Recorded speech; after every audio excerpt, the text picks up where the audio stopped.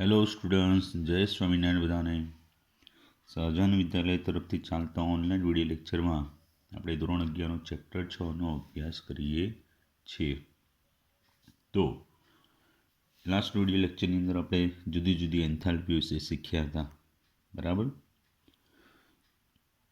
જેને જે કંઈ ડાઉટ્સ હોય તો પ્લીઝ મહેરબાની કરીને અગાઉથી જણાવી દઈએ. મને અગાઉથી જણાવશો તો લાઈવ લેક્ચરમાં એનું સોલ્વ કરાવીશું, બરાબર. ચાલો, તો આજના વિડીયો લેક્ચરની અંદર આપણે કોયડાના અને સ્વાધ્યાયના કેટલાક દાખલાઓ જોઈએ છે. આગળ કોયડા નંબર 6.8 જોઈ લીધો, તો વચ્ચે 6.7 બાકી હતો, એ જોઈ લે પહેલાં. પછી સ્વાધ્યાયના જોઈએ છે, બરાબર. તો એક તરવૈયો છે કે એ પુલમાંથી, સ્વિમિંગ પુલ હોય ને એમાંથી બહાર આવે છે, ત્યારે એનું શરીર પાણીની ફિલ્મથી ઢંકાયેલ છે. એટલે પાતળું પાણીનું લેયર હોય ને એના શરીર ઉપર, એનાથી એ ઢંકાયેલું છે. તો એ જે પાતળું ફિલ્મ છે, પાતળું સ્તર છે પાણીનું, એનું વજન 18 ગ્રામ છે. તો 298 કેલ્વિન તાપમાને આ પાણીનું બાષ્પીભવન કરવા માટે કેટલી ઉષ્મા જોઈશે?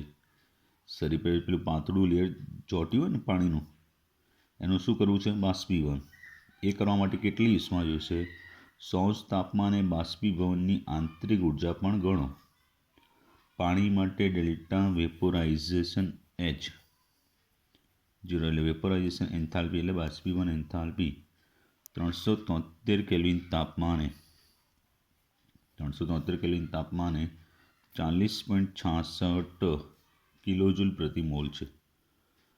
કિલોજૂલ પ્રતિ મોલ છે, બરાબર.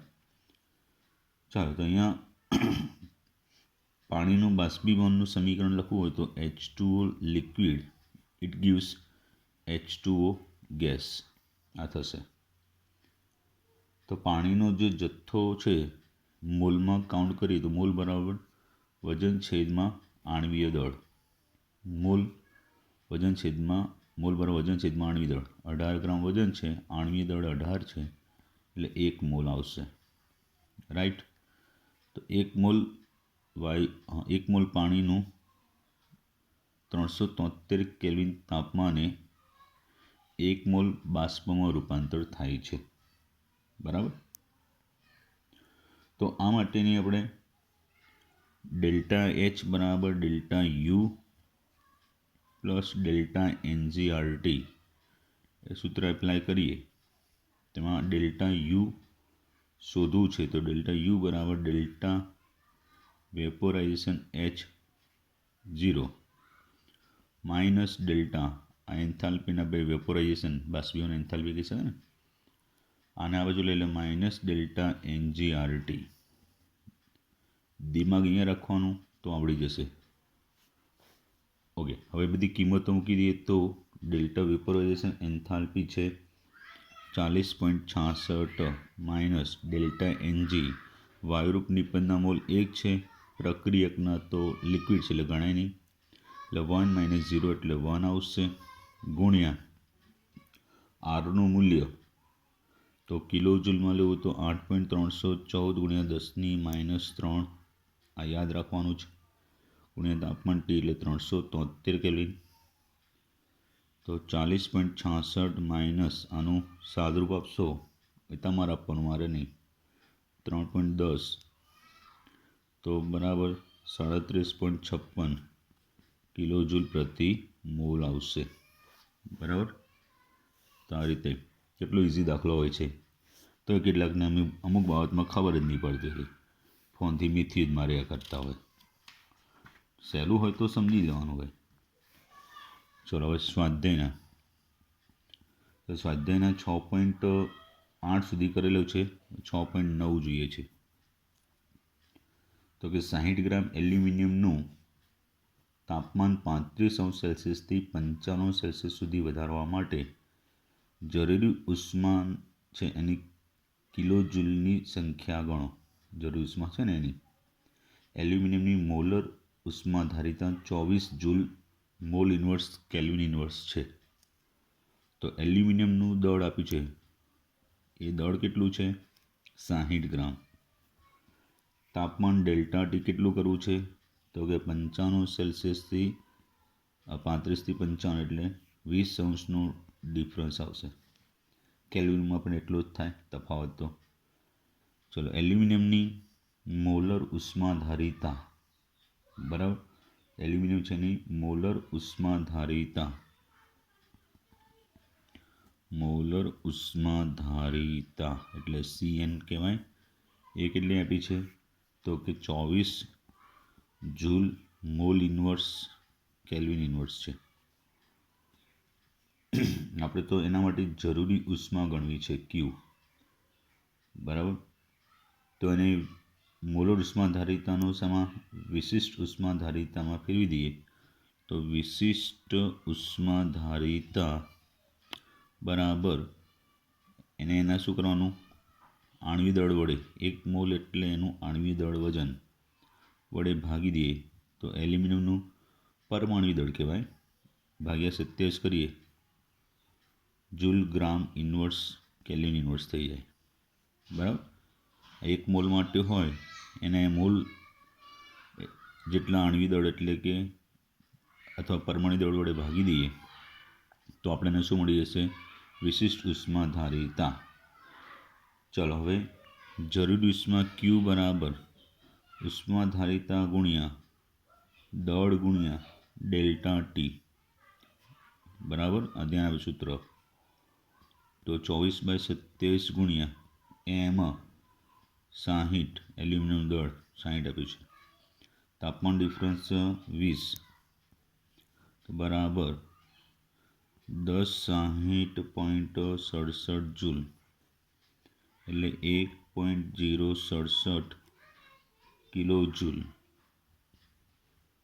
બરાબર. એટલે નિયર્સ 1.07 કિલો જૂલ લખી શકો છો. ઓકે, ચલો આગળ સ્વાધ્યાયનો 6.10 1 મોલ પાણીને 10 સેલ્સિયસથી -10 તાપમાને ઠારવામાં આવે તો થતો એન્થાલ્પી ફેરફાર ગણો.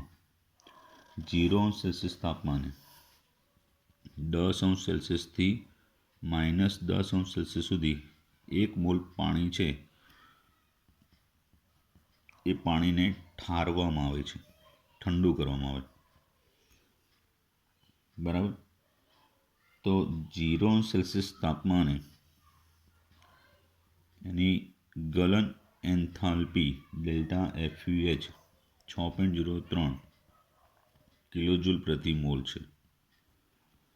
પછી CpH2O લિક્વિડ એ કેટલી છે તો કે 75.3 joule mole inverse kelvin inverse છે. CpH2O સોલિડ એ કેટલી છે તો કે 36.8 joule mole inverse kelvin inverse, બરાબર. એટલું છે. તો પાણીને 10 સેલ્સિયસથી -10 સેલ્સિયસ સુધી ઠારવામાં આવે છે. તો આ રીતેની આખી પ્રક્રિયા થશે. ચલો H2O લિક્વિડ એટ 10 સેલ્સિયસ એનું ઠારણ થાય એટલે પહેલાં H2O લિક્વિડ H0°C, પછી એનું ઠારણ થઈ H2O સોલિડ એટ 0°C થાય. અહીંયા એમને શું હોય, સંતુલન હોય. ઓર વધારે નીચું તાપમાન થાય તો ત્યારે શું છે એનું H2O સોલિડ કેટલા -10°C, તો આનો ડેલ્ટા H1 આ તબક્કાનો ડેલ્ટા H2 એન્થાલ્પી ફેરફાર, આ તબક્કાનો ડેલ્ટા H3 એન્થાલ્પી ફેરફાર થાય. ત્રણેય એન્થાલ્પી ફેરફાર મેળવી સરવાળો કરીએ એટલે આખી પ્રક્રિયા માટેનો એન્થાલ્પી ફેરફાર મળી રહે, બરાબર. ચલો આનો તમને Cp H2O લિક્વિડ આપેલું છે, અહીંયા ડેલ્ટા FuH આપ્યું છે, આ માટે CpH2O સોલિડ આપેલું છે. ચાલો, તો એનો મૂલ્યનો ઉપયોગ કરી એનો delta H1, delta H2, delta H3 શોધીશું. તો આનો ડેલ્ટા H1 ગણીએ તો 1 મિનિટ.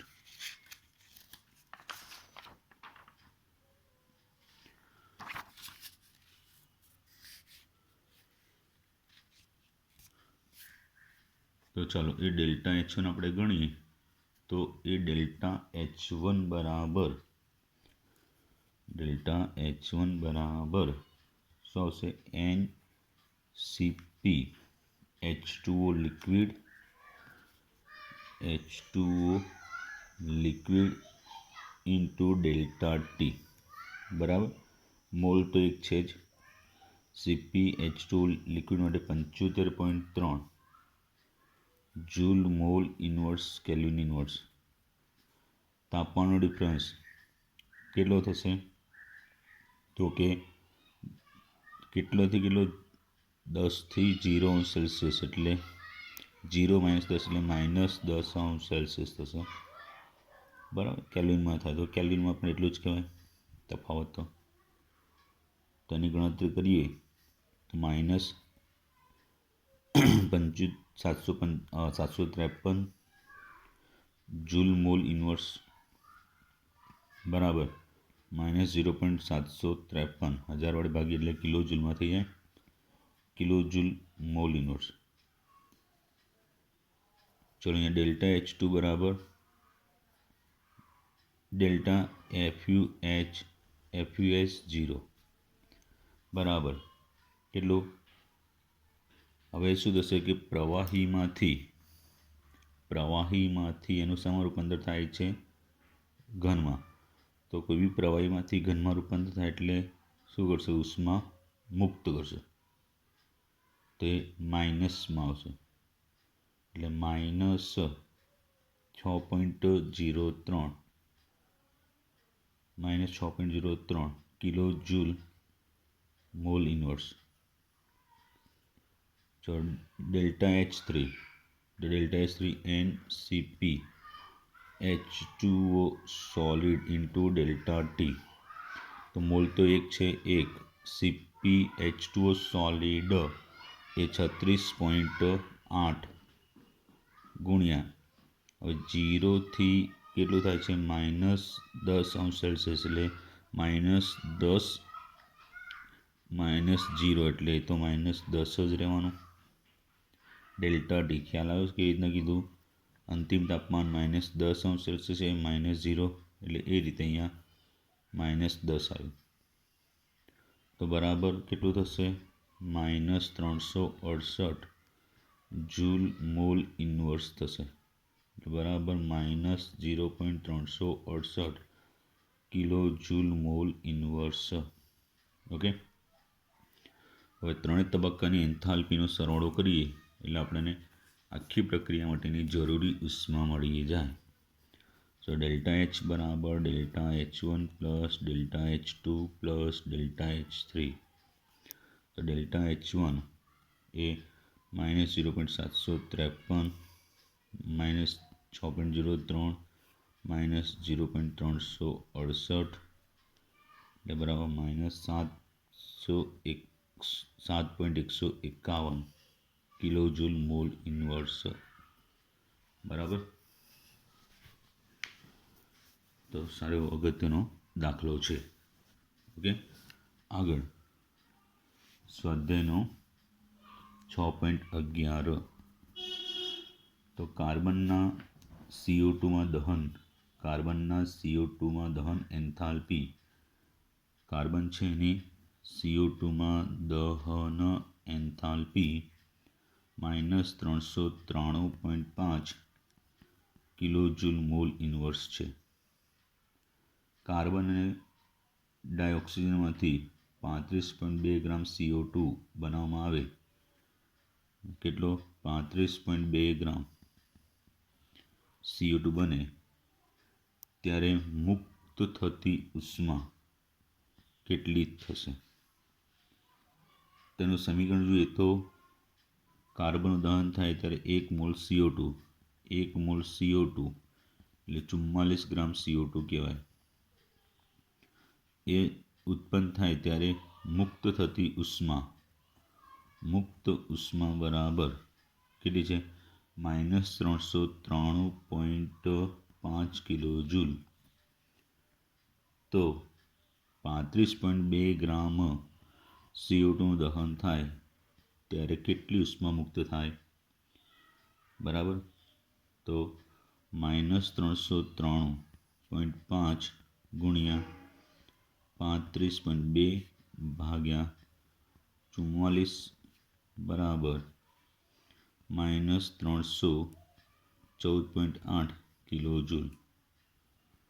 ચાલો 6.12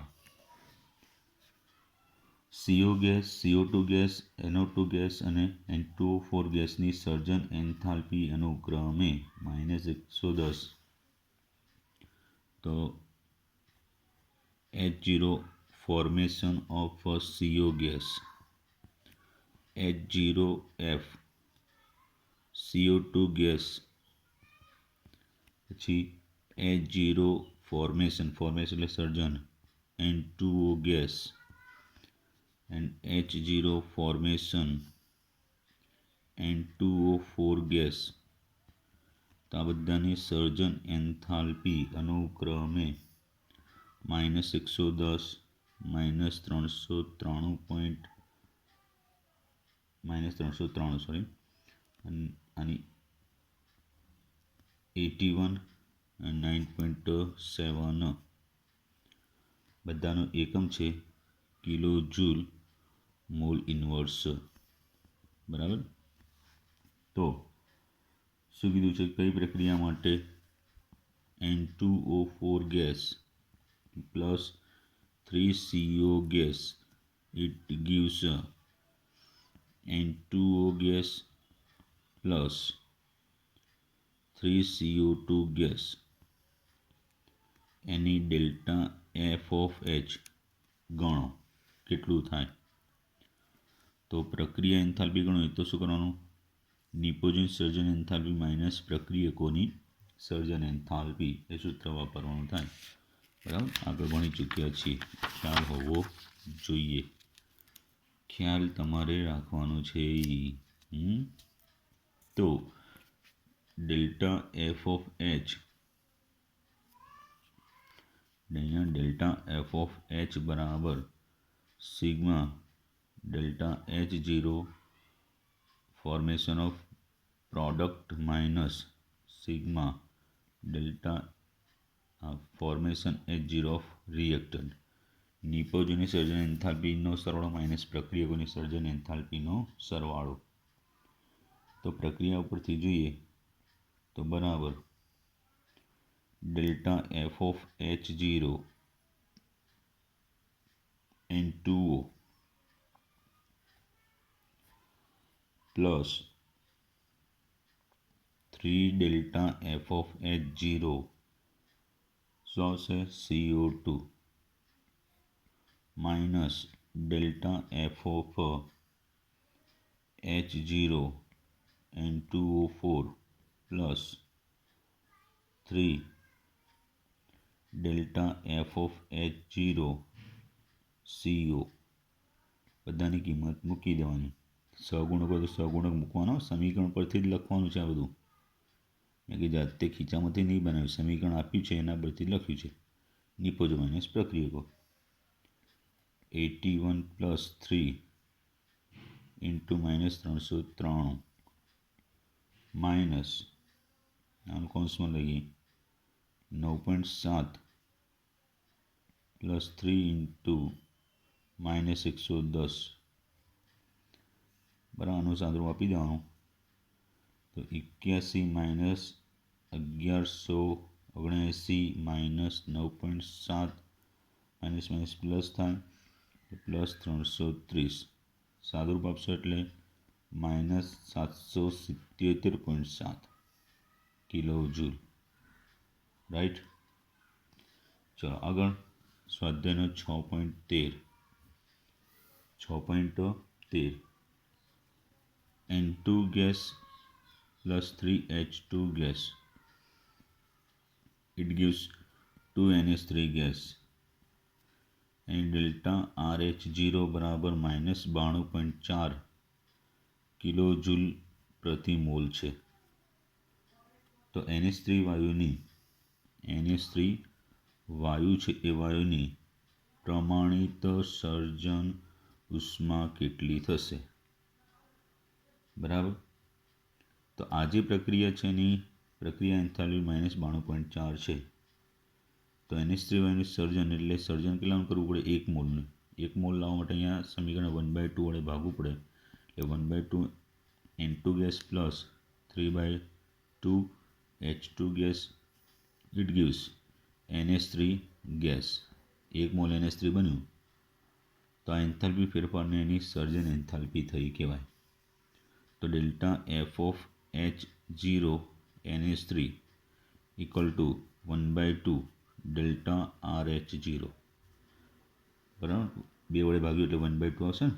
તો સો ઇક્વલ ટુ -92.4 ભાગ્યા 2 તો બરાબર -46.2 કિલો જૂલ પ્રતિ મોલ. તો આવું તો VS કેવું પૂછાય? આવડે ને?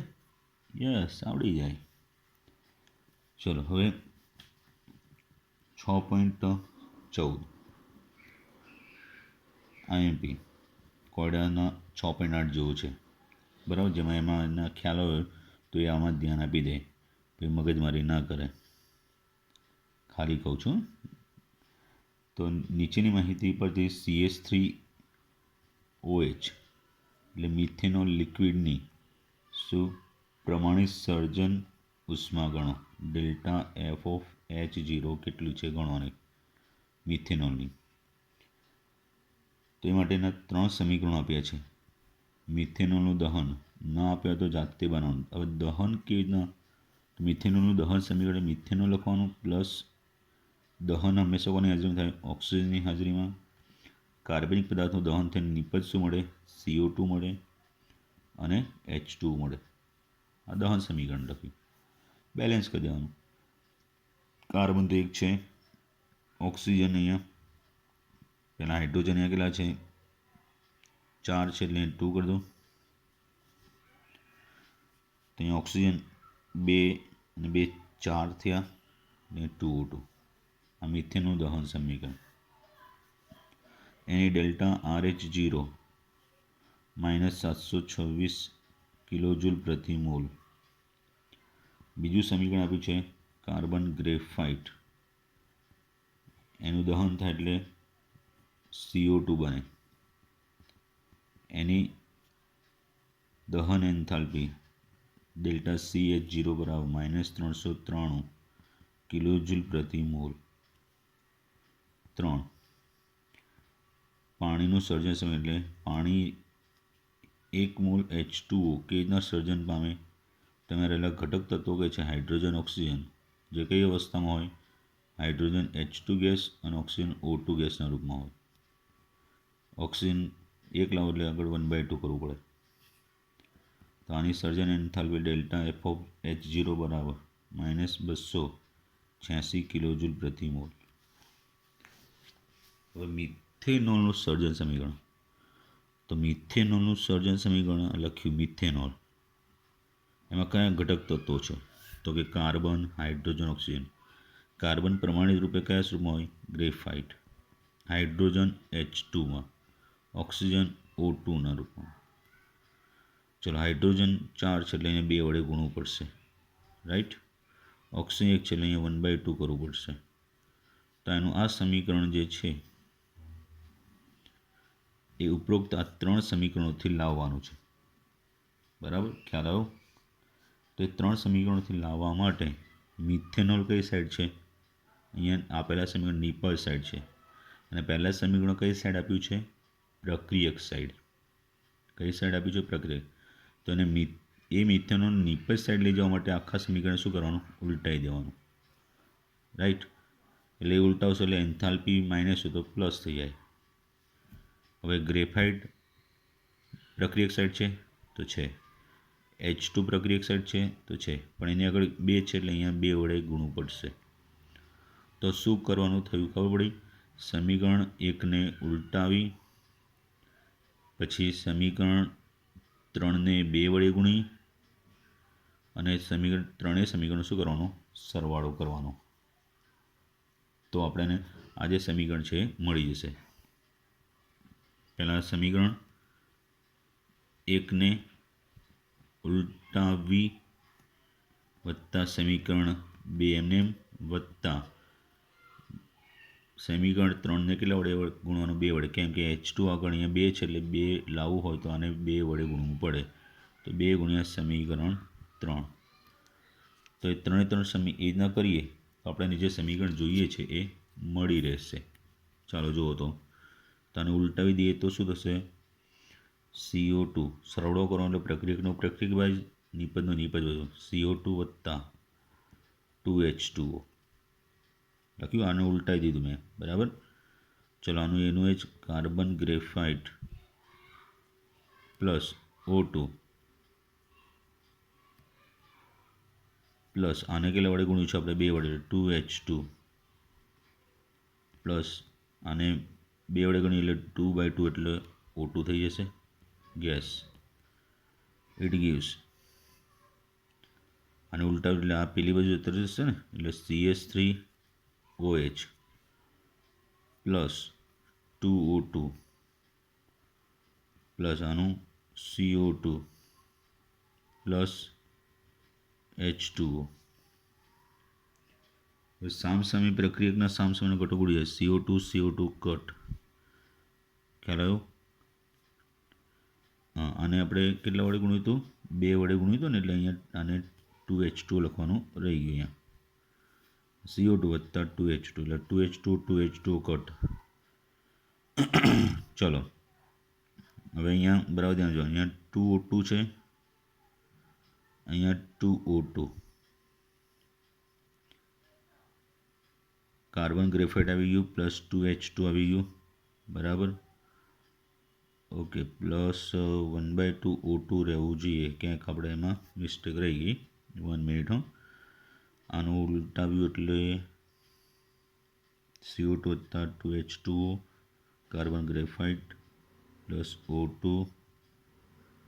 ચલો આને 2 વડે ગુણ્યું એટલે 2H2, 2/2 એટલે O2. ઇટ ગીવ્સ,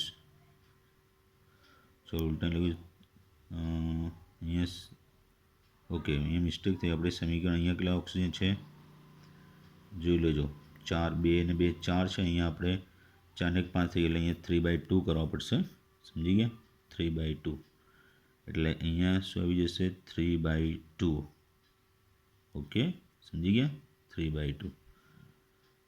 ઓકે, તો હવે આ કાર્બન ગ્રેફાઇટ અહીંયા જો, હવે 2 ને 2 કેટલા? 1 ને 1, 1O2 પ્લસ 1O2 એટલે 2O2 થઈ ગયું. 2O2માંથી 3/2 O2 બાદ કરીએ અહીંયા કેટલા? અડધો O2 રહી ગયું. તો આવી ગયું carbon graphite plus 2H2 plus, સમજો ને, આનું 1 ને 1 2, 2માંથી આ 3/2 એટલે દોઢ બાદ કરીએ એટલે અડધો રહે O2. ઇટ ગીવ્સ, સામેની સાઈડમાં તો આ કટ થઈ ગયું એટલે CH3OH. તો આ સમીકરણ જોઈતું તો આવી ગયું. તો જે રીતે આમાં ફેરફાર કર્યો એવો એને એન્થાલ્પીમાં ફેરફાર કરવાનો. તો સમીકરણ 1ને ઉલટાવ્યું એટલે માઇનસનું શું થઈ ગયું? પ્લસ થઈ ગયું. તો એ પ્લસ કરીને લખવાનું મૂલ્ય. 1 મિનિટ.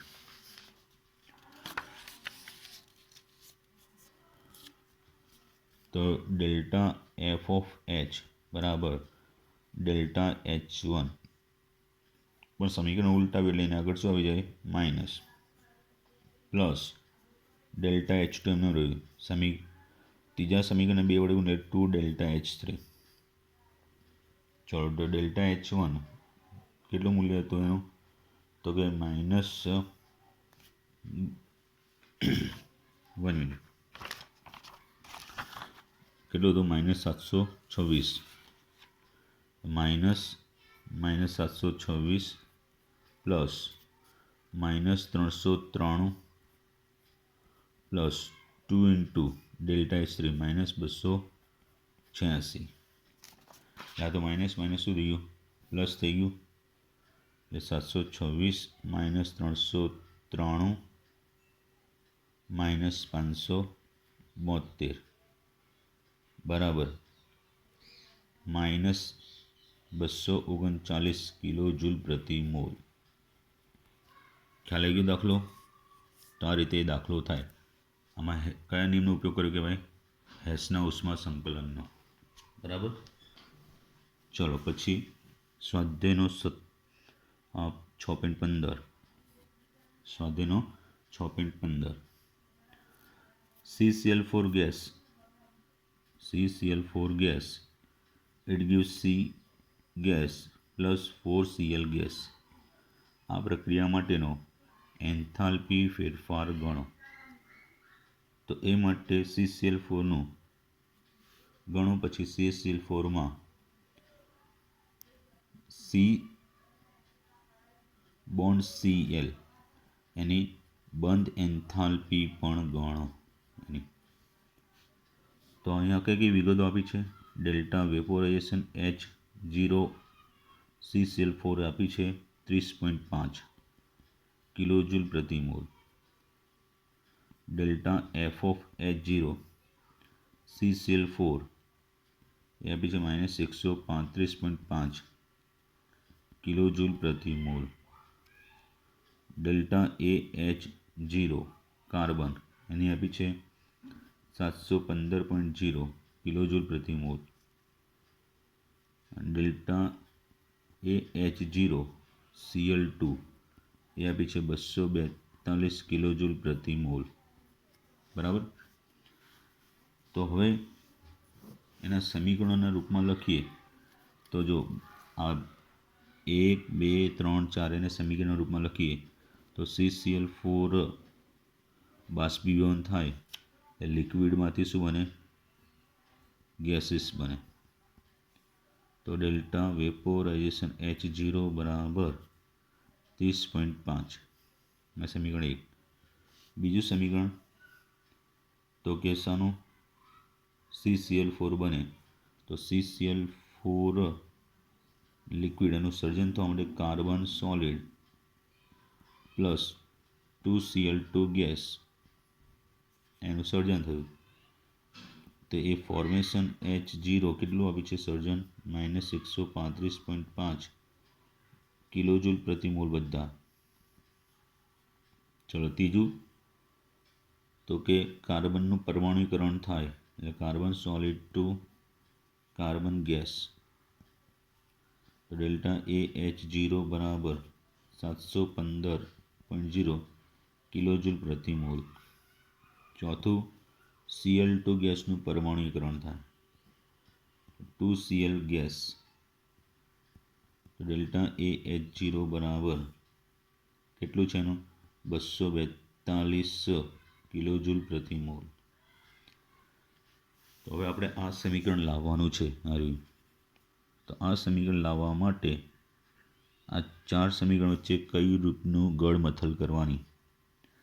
તો એ ગળમથલ કરવા માટે શું કરવાનું?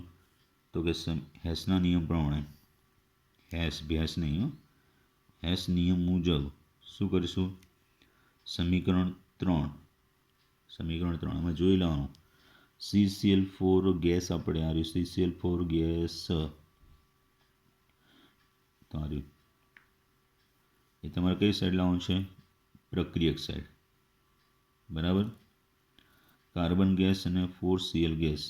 કાર્બન ગેસ આ કાર્બન ગેસ એ આ Cl ગેસ આ બે નિપલ સાઈડ જ છે. પણ આ જે નિપલ સાઈડ છે કઈ સાઈડ? પ્રક્રિયક સાઈડ લાવવાનું. એટલે ઉલટાઈ દેવાનું કાં તો એને માઇનસ કરવાનું. બરાબર. એટલે બધું સરખું જ કહેવાય. તો સમીકરણ 3 વત્તા 2 ગુણ્યા સમીકરણ 4 માઇનસ સમીકરણ 1 ઉલટાવવાનું એટલે માઇનસ સમીકરણ 2 એને પણ ઉલટાવવાનું છે. તો એ કરવાથી આપણે આ સમીકરણ જે છે એ મળી જશે. તેનો ડેલ્ટા RH0 બરાબર શું થશે? ડેલ્ટા સમીકરણ 3ની એન્થાલ્પીને delta H3 plus 2 delta H2 minus delta H1 minus delta H2 એ કિંમતો મૂકી દેવાની. ડેલ્ટા H3 એટલે 715 પ્લસ 2 ઇન્ટુ માઇનસ 135 સમીકરણ 4 કરવું છે. સમીકરણ 4ની 242 minus H1 30.5 minus H2 minus 135.5 સાદુરૂપ આપવાનું 715 વત્તા 482 માઇનસ 30.5 પ્લસ 135.5 બરાબર 1304 કિલો જૂલ પ્રતિ મોલ. બરાબર. તો આ રીતે 2 થી 3 વાર વિડીયો લેક્ચર જોઈ દાખલા સમજી લેવાના, જાતે ગણવાના તો આવડશે. બરાબર. ઓકે. જય સ્વામિનારાયણ.